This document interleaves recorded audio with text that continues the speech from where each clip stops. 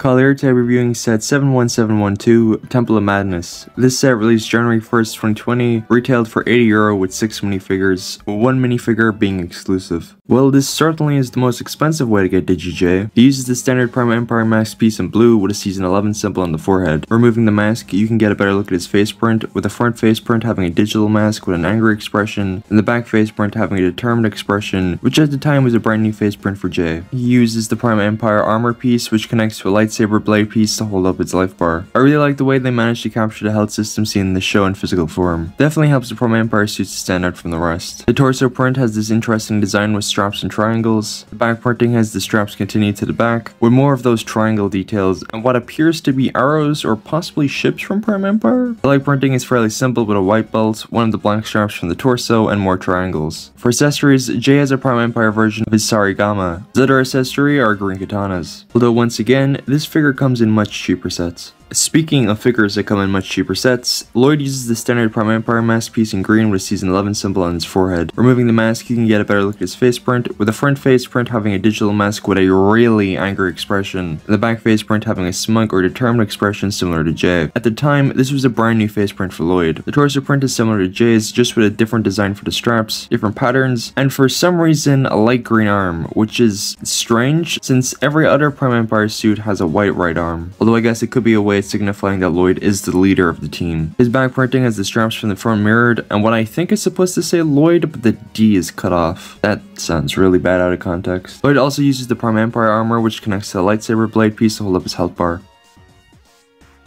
The leg printing has a white belt with more of the straps from the torso and some random black lines. For accessories, Lloyd has a Prime Empire version of his machete and green katanas, but like Jay, this figure comes in much cheaper sets. While DigiCole isn't exclusive to this set, this is the only way to get a complete DigiCole minifigure. Cole uses the standard Prime Empire mask piece in black with a Season 11 symbol on his forehead. Removing the mask, you can get a better look at his face print, with the front face print having a digital mask with an angry expression, and the back face print having a smiling expression, which again, at the time was a new face print. Once again, Cole uses the Prime Empire armor, which connects to a lightsaber blade piece to hold up his life bar.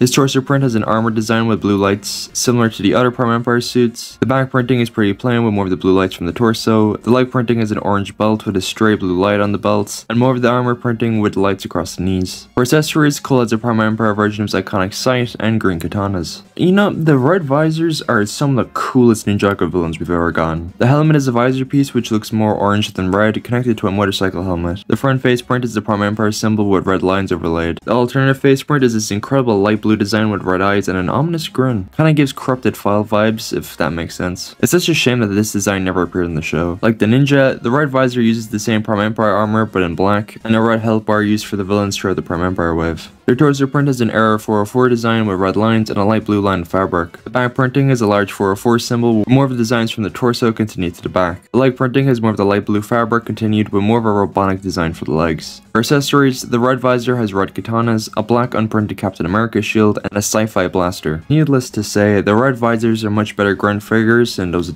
damn rats. Sashimi is the only exclusive minifigure to the set. He uses his bald headpiece in red with a yellow bandana. The face print has an evil look to him with a stubble and bushy eyebrows. And of course, there's no alternate face print due to his headpiece. Again, he also uses the Prime Empire armor in white, but with a red health bar. The torso print is an apron or vest maybe, with stains. His chest hair has a bit of a pixel style to it, although the vest printing is kind of faded, which it's not great. The back printing is more stains in a fishbone and a pixel style. The leg printing is the stained apron continued with a yellow belt. For accessories, Sashimi has red katanas and butcher knives. Overall, a great exclusive figure to the set. Might as well throw it in here, but there's also the sushi monster that has a printed circular tile with a face and holds a red katana. The last minifigure in this set is Unagami, who is raised on these reddish orange dish pieces. His hairpiece was new for this wave and is actually Okino's hairpiece in white. Removing his beard, you can get a better look at his face print, which is a smiling expression, and the alternative face print is an angry expression in red. I kinda prefer him with the beard, he just kinda looks better. He reuses Mr. E's armor in red flipped around. His torso print has a very technological look to it, which can also be said about his back printing, as well as the front and back printing of his dress piece. For an accessory, Unagami is a spear, which really captures the vibe of Prime Empire with a molded spearhead. Not a bad figure to get in this set, although he comes in much cheaper sets, just without the dish pieces. Starting at the base of the temple is this wall area that is connected to the temple by binocular pieces from Star Wars. using clips so it can be easily separated. The signpost has a sticker with the Prime Empire symbol, which has a fairly flimsy connection. The left side has the green katana inserted into a translucent green cylinder piece, and the right side has the purple katana inserted into a translucent purple cylinder piece. It is worth noting that both katanas are available in much cheaper sets. Above the katanas are lanterns at either side, which don't have the best connection. Leading up to the temple is a triangular tile with a clear sticker, which isn't great, since if you don't align the sticker correctly and try to peel it off, it's going to leave a residue behind that really affects the look of the set. Above that is a small area for minifigures to stand and a red screen made up of translucent red flags, which are connected to a play feature of this set. At the very top of the set is a slot to insert the orange katana, which is connected to a Technic mechanism that runs down through the set. If you turn the katana, it causes the right screen to open to allow access to Unagami's throne from the front. The throne itself can easily fit Unagami, although it's not through a stud connection, and you can easily swivel the throne. The sides of the temple have translucent orange cylinders with tiles connected to Technic pieces. Each of the tiles has an arrow sticker pointing out to where the figure should jump for parkour. The middle section of the temple has a slanted tiled roof with a design that kinda calls back to the old monastery sets from 2011 and 2012. In the center is another translucent orange triangular tile with a clear sticker for the Prime Empire symbol. Upwards to the very top of the set is this little section with a translucent orange flank piece that shows the Technic mechanism connected to opening and closing the red screen on the previous floor of the temple. Above is the slot for the orange katana, which like the other two katanas comes in much cheaper sets. Behind it are Prime Empire blades that unfortunately bend way too easily. At least for my copy of the set, they were already bent in the box. Then in front of the blades is a translucent orange flag with a clear sticker that shows off some high scores for Unagami, Jay, and who I'm guessing are the designers of the set. Flipping the temple around at the very bottom, the set is held up by rocket booster pieces. The back of the throne room has panels on the walls that show various games. Above the throne room is an arcade area on the left with a brick-built Prime Empire arcade cabinet with a weapon rack to hold extra weapons. The middle section has a crate to hold the extra weapon parts included in pretty much every Prime Empire set. The right side is a very small kitchen area for Sashimi with a play feature that allows you to drop down